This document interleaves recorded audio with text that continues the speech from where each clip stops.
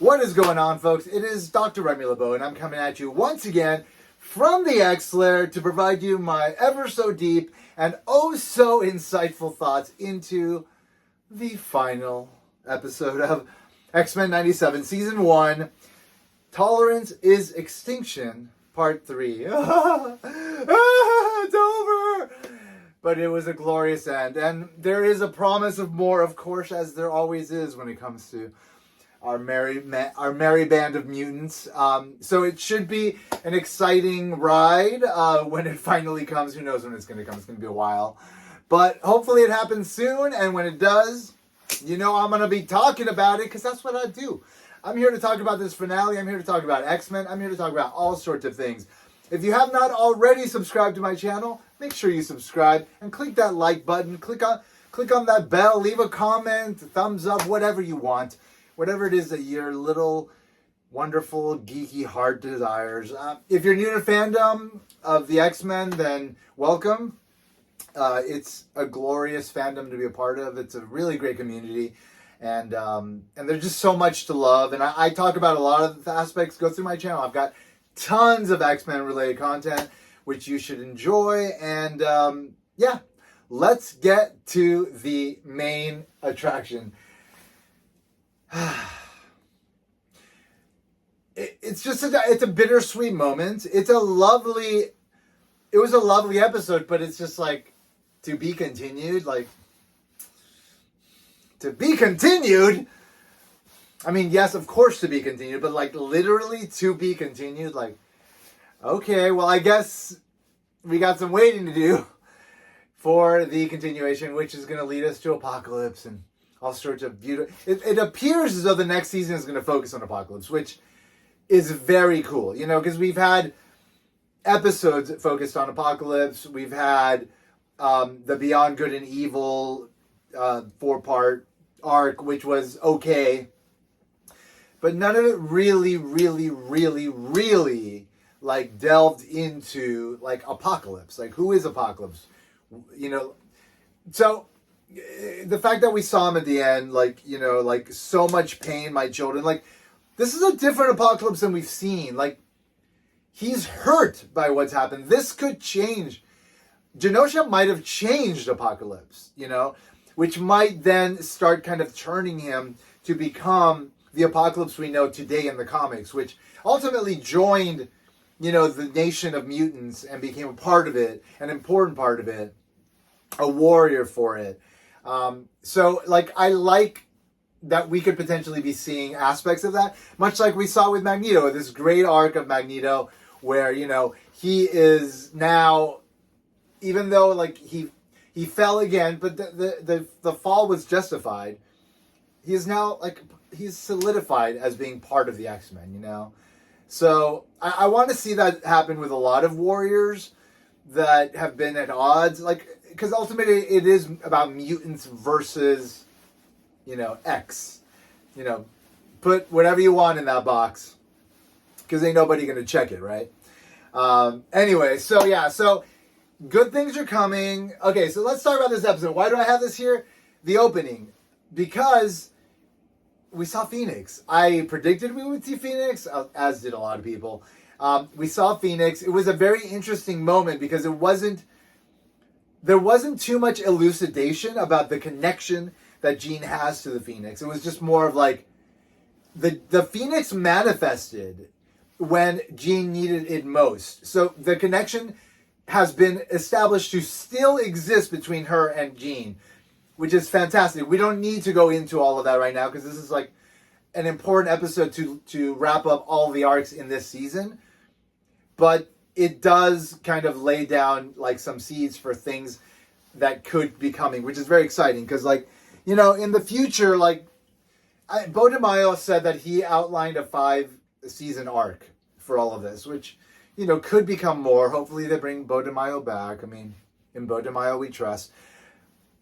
I don't know what happened behind. Anyway, that's the showrunner. He was fired right before this show aired, but he's been very vocal online as like the voice of this show. So, you know, hopefully we get him back and he gets to finish what he started and maybe even take it further than he planned to, which would be very exciting. All right. So, not only did we've seen this before in the opening. Something else we saw, though, is like Magneto and Xavier fighting together, like in the past, evocative of the beginning of the episode, right? So at the beginning of the episode, like we have this great quiet moment.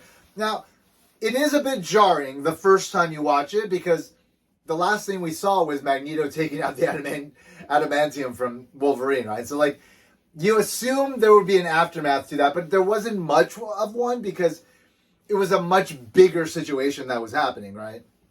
So I understood that Logan was established to be in stable condition, right? Like he wasn't going to die, but he was fucked up. And like that's something that eventually needs to be addressed, and I'm sure it fucking will be. I'm sure all of next season will be about, as far as Logan's arc, will be about his journey to what I'm thinking is going to be Apocalypse. Because in the comics, that's who puts his adamantium back in. So anyway, anyway, the focus wasn't on Wolverine. It was here on Xavier and Magneto having this great conversation. Like it's in the past. They're like revealing to each other that they first got their powers when that they're mutants. Like they're having this great discussion. Magneto eventually realizes, oh shit, I'm in the psychic plane. Professor X has violated me. So there's this really great exchange, and then what it leads to is like probably the best depiction of like why Professor X is the powerhouse that he is. You know, it's not just like, oh, he's like this dude in a wheelchair and he's got this powerful mind. It's like, no, his power is like, it's Omega level. He's one of the most powerful mutants in the world, in history, you know? And we got some great shots here of actually seeing that. So let me see if I can capture a couple of those. So yeah, lots of great stuff here with like, you know, and like we had this great moment as well, like when they're in Magneto's psyche where there's like a vision of, and this might actually happen later, but nonetheless, I'll just bring it up now. There's a vision of like Rogue on a boat, like Xavier is mentioning that there are people that are kind of reaching out to Magneto. We see Rogue, and then in the background in silhouette, we see Scarlet Witch and Quicksilver, which were established to be his children in, you know, like the old show. But we also saw Polaris. Like, and they were in dark silhouette, so you couldn't, like, it wasn't evident that it was them, but it was clear that was Polaris and that was those characters. So it's like, those are more seeds, I think, to what is coming. I think eventually we will explore the parentage of Magneto with Polaris. We have seen Polaris in this show in the X Factor episode, which was like, I think it was in season 4 or whatnot. But like, I like that we're gonna go there, and that's what that sort of hinted at. Anyway, so we finally see this great depiction of like Xavier, like demonstrating like his might, you know. So let's see if I can grab a couple of those shits. So Xavier does his thing, right? He eventually, like, he's trying to reason with Magneto. He eventually takes over his mind, and then he restores the power to Earth, right? So, wonderful moment. And then, and I know all you Marvel heads, like, were just, like, creaming all over this. Like, and then we got, like, all sorts of, like, cameos, right? We got Daredevil. We got Cloak and Dagger. Cloak and Dagger, okay? We got Wakanda. We got, like, we got Omega Red with Darkstar. I think that might have been Red Guardian in that mech suit. And of course, we got Doctor Strange. We got the Silver Samurai, and oh yeah, we got Iron Man with Captain America in the Oval Office, which is very cool. And then we also got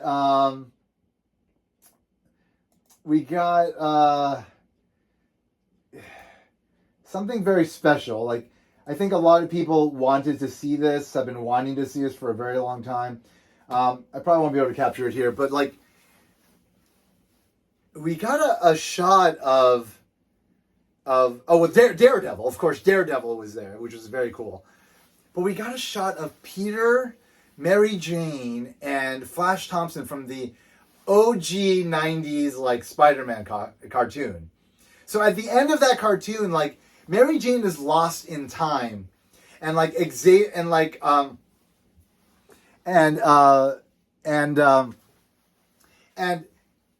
as a result of that, Peter goes to look for her, but the show ended and like nobody knew. Like, it's clear that he found her, and like Bo DeMaio, the creator, actually said that he found her, like on Twitter today or like last night. So that's really a great moment for like a lot of people, and I love that the show is taking such care to do these little things that mean so much in such brief like spans of time. It's wonderful. It's really quite wonderful. Anyway, so the power's back on Earth. Magneto and Xavier are disabled, and at the same time, of course, that brings back the ultimate threat, Bastion, right?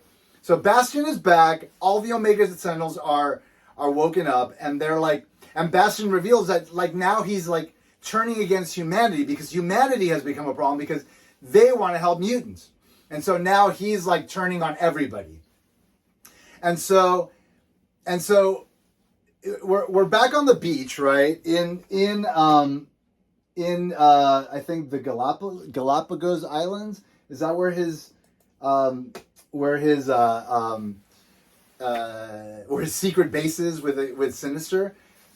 And we get this wonderful like exchange between Sinister, Bastion, and Cable, and of course all the X-Men that are tied up, and at that in those moments, we find out that Cable, first of all, like,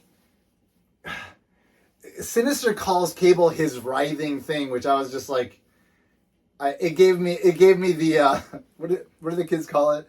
The ick. It gave me the ick. Like, I was just like how dare you, Sinister, you know?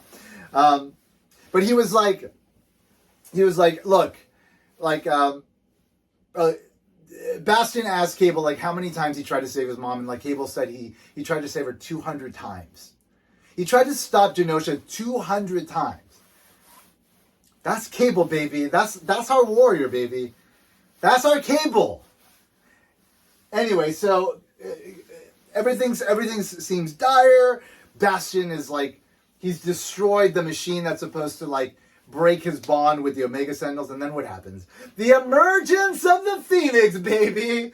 Jean Grey comes out of the water as the Phoenix, and I was like yelling. It was like midnight. I was like, yeah!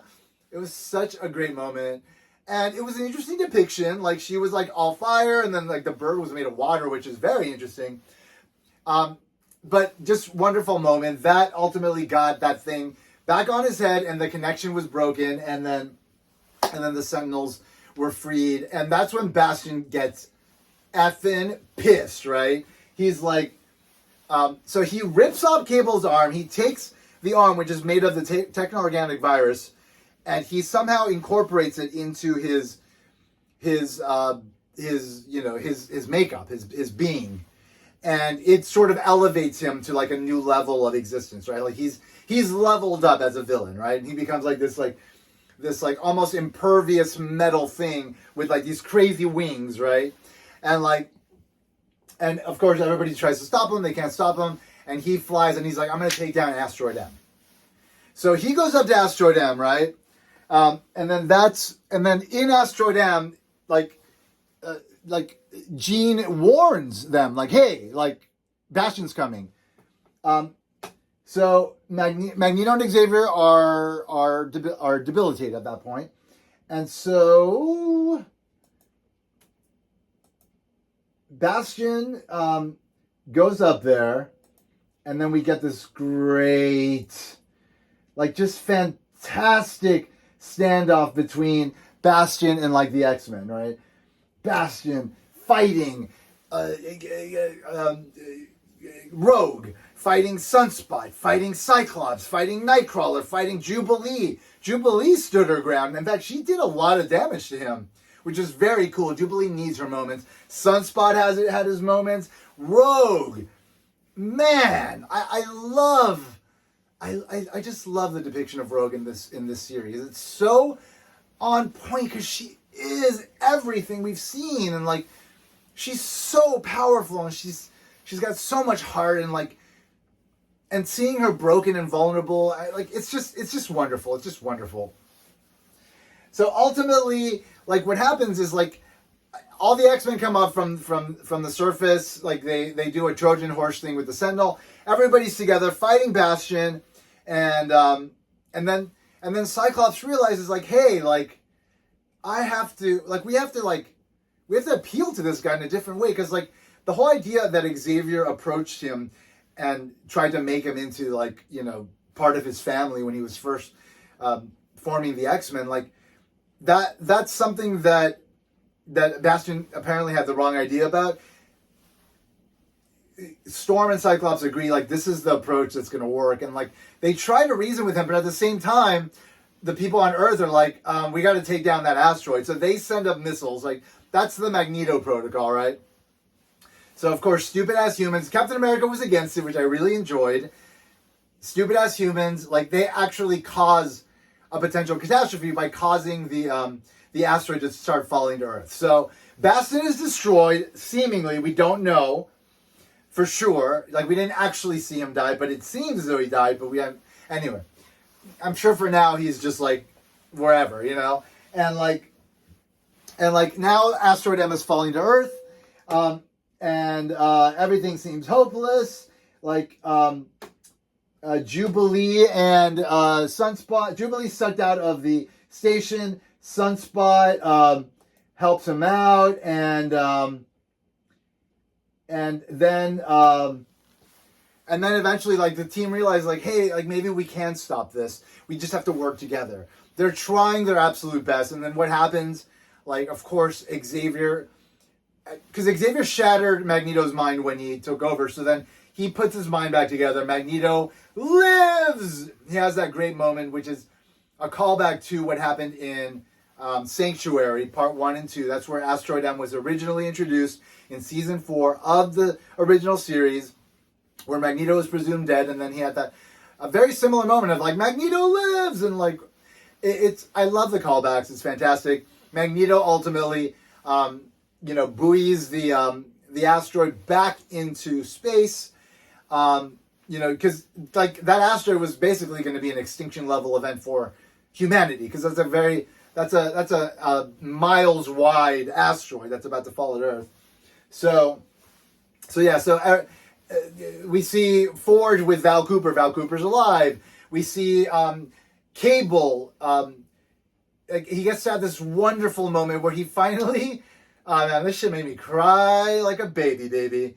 When he finally accepted Jean as his mother, and Cyclops was like, I don't want to make the mistake of not saying goodbye to you, and like, and Cable expresses, like, I was so pissed growing up, I wasn't able to be a part of you, part of the X-Men. Like, I should have been, and like eventually it's like.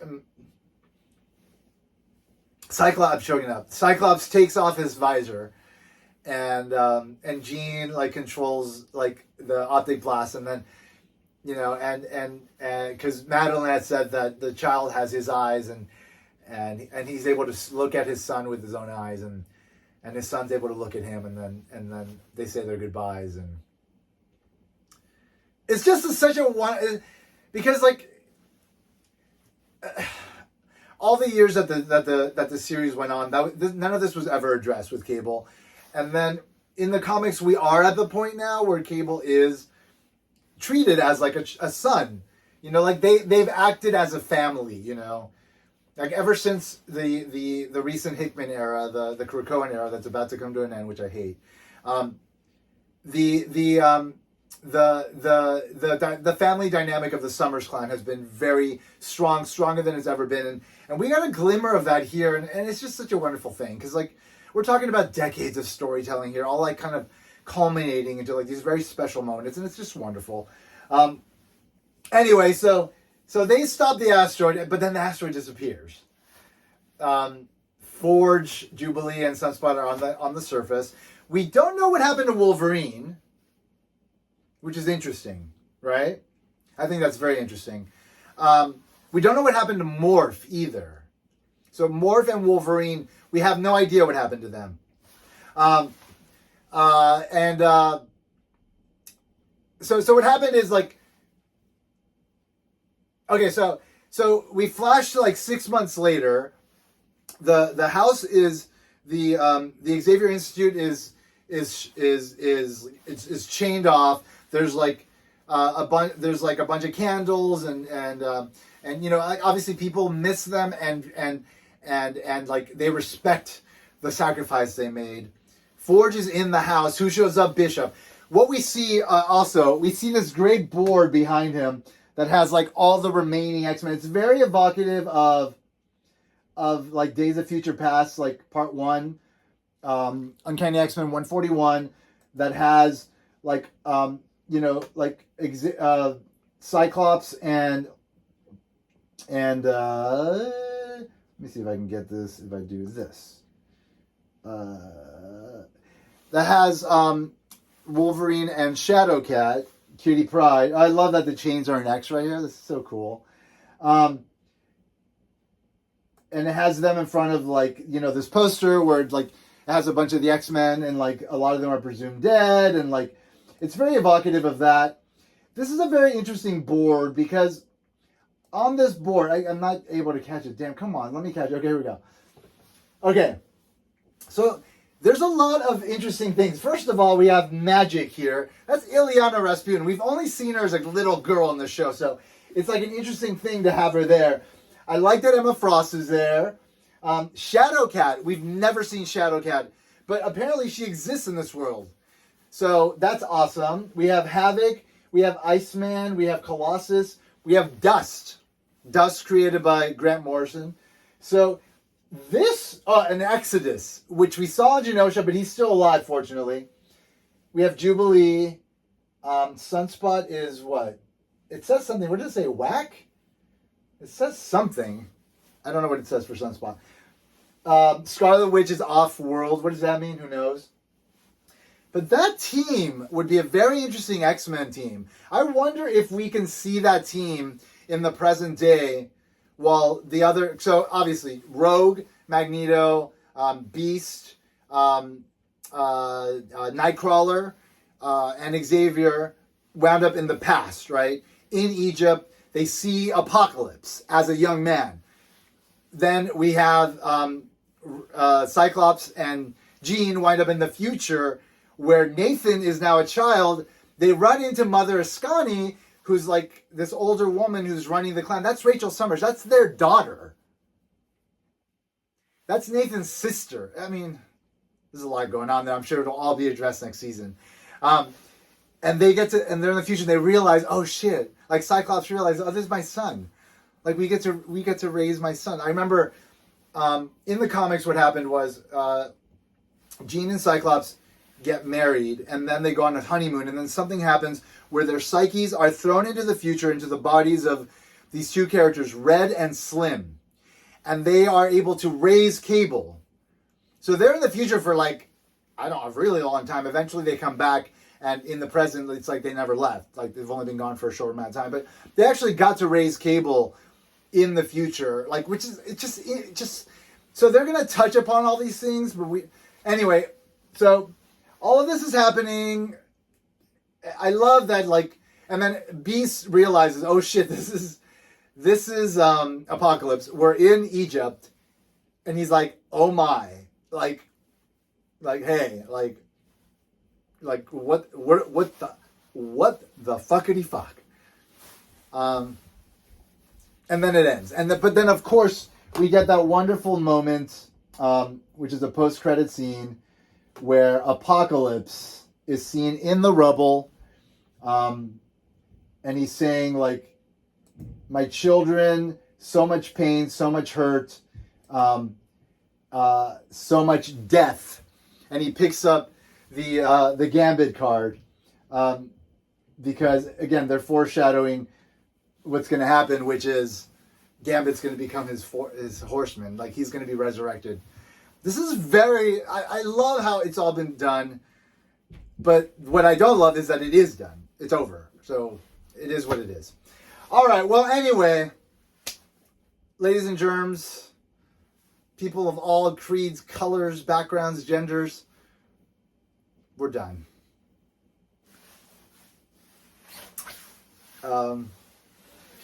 X-Men 97 has ended. Season 1. Man, it's been quite a ride. I'm going to watch the entire season like in one day soon. That should be very fun. I was thinking of doing a live stream of that. We'll see about that. Might be a little tricky. Never done a long-ass live stream like that, but might do it. We have Wolverine and Deadpool coming up, so there is that. I'll definitely jump on for that. I don't know. It's just bittersweet, but I'm so happy with this entire season. I'm so happy that this is all now complete, and I can just sit down and watch the entire thing and just be in love with every moment, as I have been this entire time. Thank you so much for going on this ride with me, sharing in these moments, and enjoying it in whatever way you did, in parallel with me. And I look forward to many more adventures like this, because this ain't over, people. We're just getting started. It's just, we gotta take a little hiatus, but it's coming back. It's coming back, and it's gonna be glorious. Anyway, I hope all of you are doing well. I hope everybody is doing the best they can in this challenging world we all live in. But I do want to emphasize very clearly that if you're faced with an option to put in a check in a box, you better not do that. You better put an X in the box, because, ladies and gentlemen, boys and girls, theys and thems, ain't nobody fucking checking me, bitches. Okay, I'm not gonna be so ridiculous about it. Love you guys. Take care. See you next time. Bye-bye.